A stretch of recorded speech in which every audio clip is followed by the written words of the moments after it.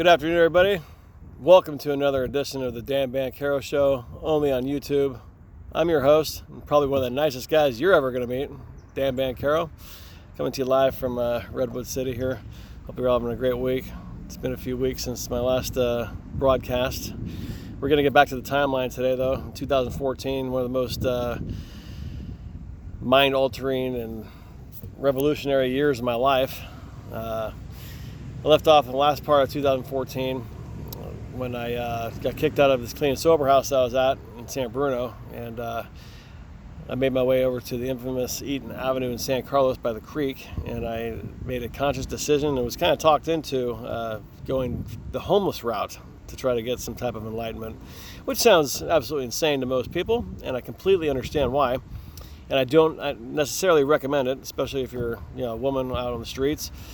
But again, I was tired of going to rehabs. I was tired of couch surfing, and I had this little clubhouse next to the creek that had groups around the clock and the people I could identify with. And the weather was nice that year. It didn't rain. So for a 5-month period, I was out by this creek right off El Camino Real, and I set up shop. So what happened was I was on an alcoholic run, and I remember I was getting off of the bus, loaded. It was a Sunday morning, and it was around 9 a.m., and I remember being hammered, and I was trying to get to this meditation group that meets Sundays at 9 a.m. So I got off the bus in front of the Carl's Jr. there, and I had a bad case of explosive diarrhea, which unfortunately is a part of what goes along with my disease and my abnormal reaction to alcohol and binging. So I didn't make it to the restroom, let's say, and as I was getting off of the bus, this guy that I'd seen over the years hanging out at Eaton Avenue at the Clubhouse, his name was Charlie. He's my age. And he stopped me in my tracks as I was trying to make it into the I was trying to leave the restroom, I believe, from Carl's Jr. or get into the restroom or get into the clubhouse. I can't remember what I was doing, but he spotted this diarrhea running out of my pant leg. I had some bootcut jeans on that day, and he saw the feces coming out by my ankles onto my shoes, and he stopped me dead in my tracks. And he says, "What are you doing?" And I remember saying, I'm going up to the group or the meeting or whatever, And he goes, "Oh, no, you're not. Hang on a minute." So he pulls me outside of this group, and there's a parking lot by the creek, right?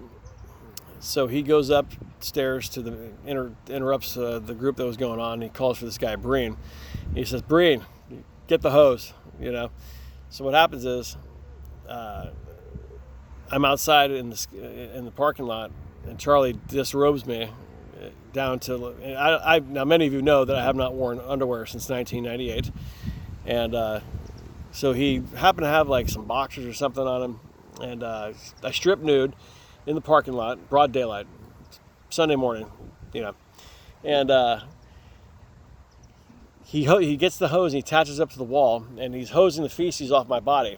I'm spreading my ass and all this stuff, and he gave me some boxers so I could cover up my anatomy and my genitalia, in case there were some women or any other people who don't want to be interested in looking at that kind of stuff.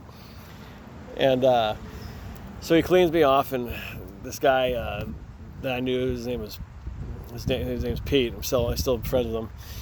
He showed up, and he had some like sweats and some clothes that he doesn't use anymore in the back of his trunk in his car, right? So he gives me some clothes to change into, and things aren't looking so good. So I get cleaned up, and I'm talking to Charlie, and he's like, "Why don't you just come out here and stay in the creek with me and just get sober here? You can go to these groups, you can find somebody, you can take the 12 proposals that we have to offer." And I already knew what the 12 proposals were, and I just kept on insisting on being in self-pity and resentment and no acceptance whatsoever, you know what I mean? So here we are, and what happens is I remember it was close to Labor Day. It was right after Mother's Day when all this nonsense started, right? And so I went, and there was a Memorial Day sale over at Public Storage, okay? So I got this little 5x5 storage unit to hold my belongings, and I grabbed all my little pictures of Stella and my clothes and any other belongings I had, and I had to call a cab because I was tired of relying on my friends and calling them for favors, right? So I called a cab with the last few bucks that I had, and the cab picks me up, and we load all my stuff into this cab, and the guy takes me down to Belmont to the storage unit. So I didn't have the storage unit set up or anything like that. So this cab guy's pissed, right? He's in a big hurry to get out of there. So this guy just starts dumping all my stuff out onto the sidewalk, and I'm like, whoa, I have to get the storage unit first, So this guy, he's on the clock, so he wants to make some more money. So I'm holding him up. So this guy's dumping all this stuff out. So I got to beg the clerk at the office. I said, hey, can we get the storage unit first? I'll come and I'll pay you and blah, blah, blah, blah, blah. So now they're all rattled, right? And they agree to do it. And we go across the street. We unload the stuff. And I throw it in the storage unit. I go over. Then I don't have the money to pay for the first month. I'm like, well, I'm going by what it says on the internet. This is the price. I know there's taxes. And then, you're talking about first and last and all this stuff and buying all these special locks, all this mumbo jumbo, And so anyway, I get settled in. I get my stuff in there, and I take what I need. And I load up a backpack, and I go over to the creek. So that period of sobriety, I decided to go with a new mentor. I decided to go with this guy Pete, and I said, hey, I've been working with this other guy Ken for the last couple of years. It's not quite working out, right? So he says, okay, we'll get together and we'll start doing it. Now Pete, Italian guy, bald, talks with his hands kind of like me. Crazy ass stories I identified with, so I felt comfortable with this guy. So this guy can stay sober. I want to get what this guy's got going on, right? Partied with the hookers and the cocaine and all this crazy shit. So I started working with him, and I remember I was able to put together like another month. So what my day looked like every morning is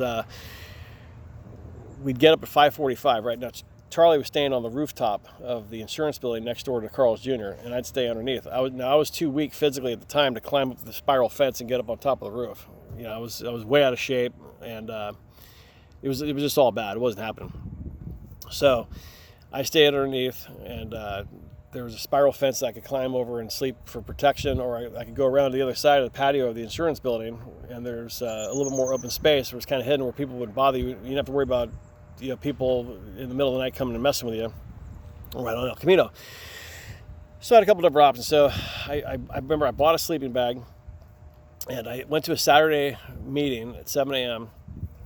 all disoriented, right? And I ran into this guy, Jeff Bruton, that I had seen for a couple of years at these groups I've been going to. And Jeff had a lot of enthusiasm, looking like he was having a good, pretty good life. And I remember I saw him the night before at a Friday night meeting, and he gave me a ride to the 24-hour fitness in San Mateo. So we were chatting. The guy flipped me $5 so I can get some food. And he goes, hey, I'll bring you a pillow, right? Because I didn't have a pillow. I had to sleep in my bed, no pillow.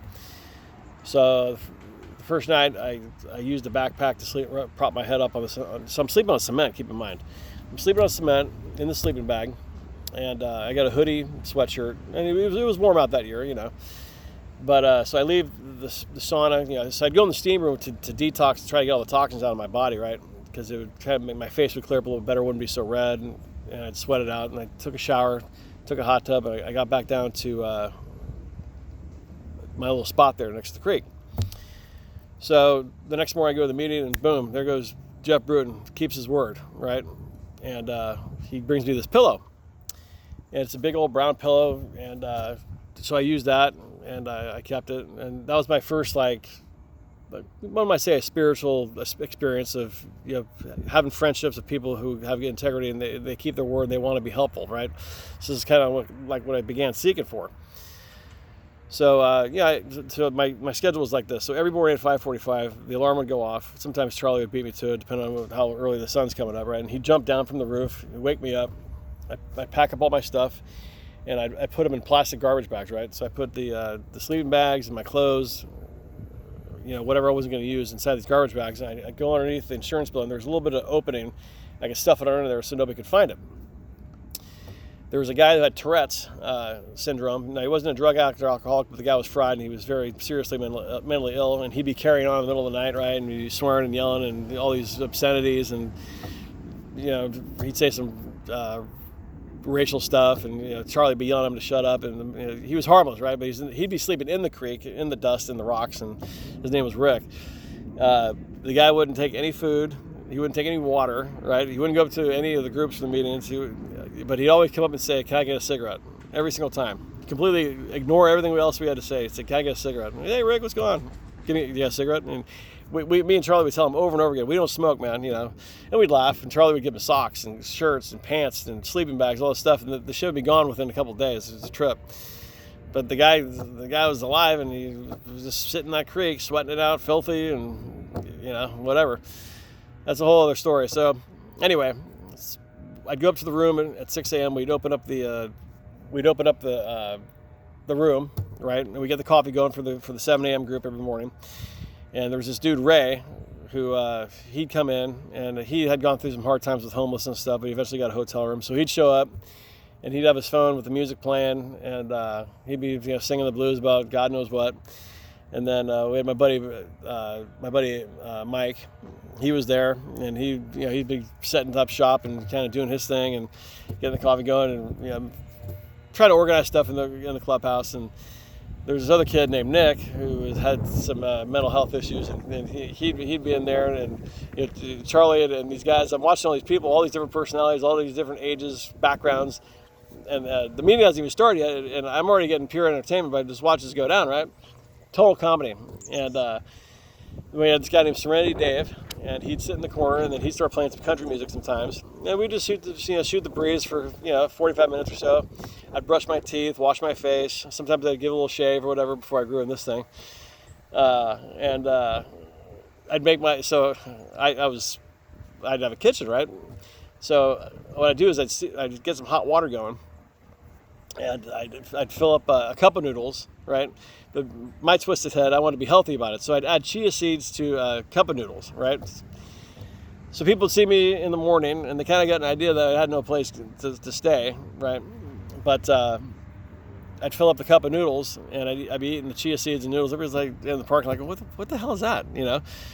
So they slowly started to find out about my specific type of insanity and madness or silliness or whatever. But so I lived off chia seeds and cup of noodles for quite some time for breakfast, and that's how I get my day going. And then so I started looking for work, and things weren't all that good. We'll just put it that way. They just weren't good, and I had put together like 30 days or so, and I remember sometime like right around Father's Day, I went on another bender, okay, and I don't know exactly its extent, but it involved a lot of bus rides from Palo Alto back to Millbrae, up and down the peninsula, drinking, and then trying to find my way back to the little campsite that I had going. I'd pass out, and I remember this one time I was wiped out in the middle of the day, and I looked up, and there was Charlie with one of my ex-girlfriends that I used to work with at Red Robin, and she had started going to the rooms, and I guess he brought her over to go check on me in the middle of the afternoon, right? And she's behind me, and then I look up, and there's a puddle of like red vomit all over. So I didn't know if it was my blood. It turns out that I'd been drinking some type of pink cough syrup with added alcohol in it. So I must have gone into Walgreens to get some alcohol-based cough syrup or something to continue the heat on, because I couldn't buy beer, right? So this is what I was drinking in the middle of the night to continue the alcoholism, and to continue to get loaded, because I'd wake up, I had no booze, I couldn't go back to sleep. So I woke up and I saw this red puddle. When I looked up at the red puddle, somebody from the insurance building must have called the police. So this officer comes walking around and sees me, but he's on the other side of this spiral fence, right? So I freak out. I grab all my stuff, I hide it, and I get booking. And somehow Charlie had talked to the cop and told me, "Oh, the guy's in AA. He's harmless. Let him be." So the officer let me go that day. And I remember, so I was going through 3 days of detox. I was sweating again, and I'm vomiting, and my esophagus is just on fire, right? And so I didn't drink for like 3 days. I remember there's a day I went to a bunch of groups Friday night, the Friday before Father's Day, and I felt fine. And the last meeting that started at midnight ended at 1 a.m. And I went back to sleep over at the creek. And I got up the next morning on Saturday, and I stood up, and I felt lightheaded and faint. And I was just like holding my chest. I'm like, man, what's going on with me? And I couldn't walk. I could stand, but I couldn't walk, right? So I'm talking to Charlie. I go, dude, you got to help me. I go, I can't even walk, right? And so he thinks I'm full of baloney. I couldn't even put my stuff together to throw, in the garbage bag and put it underneath the cement, walkway area where I would stuff my stuff.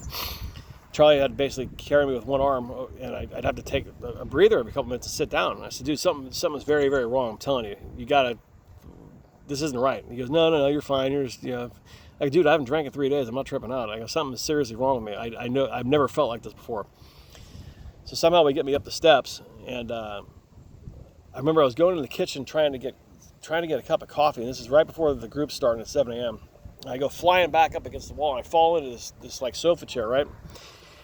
And I said, dude, you got to call an ambulance. So all these people are showing up for this group, right? Like 30 to 40 people. Anyway, an ambulance shows up.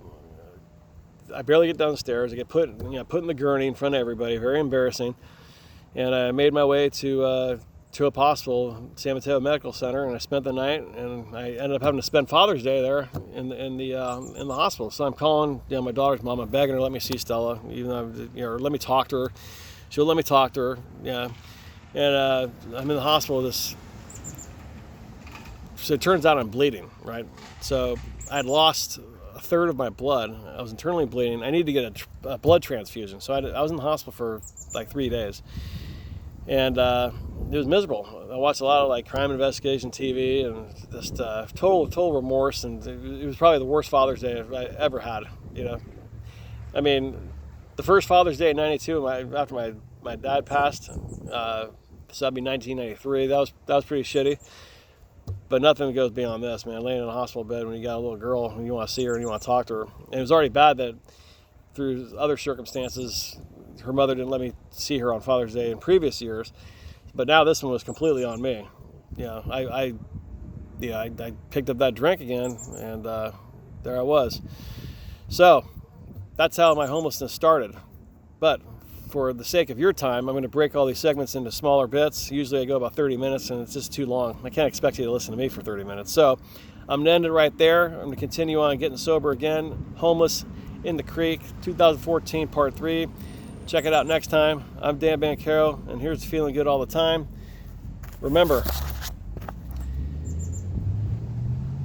defiant individuality and grandiosity may very well explain that the alcoholic is typically resistant to the point of being unreasonable and stubborn about seeking help, or being able to accept help even when he or she seeks it. Have a great day.